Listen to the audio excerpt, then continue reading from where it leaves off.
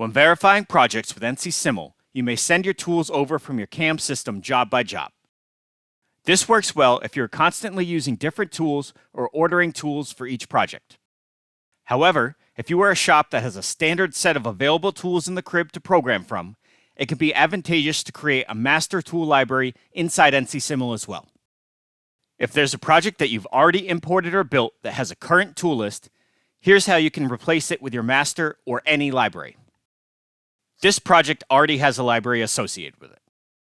To swap it out, first deactivate the program so that the tool magazine will stop loading tools for this library.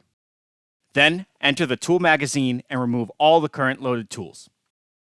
This is the equivalent of emptying your machine to prepare to load a new set of tools. Switch the job tree to Show All, and you can now remove that tool library from the project resources. Return and head up to Use Tool List and select the master library that you have compiled. Upon reactivating the program, it will pull the tool call numbers based on the current G-code from the library into the magazine and therefore spindle for simulation.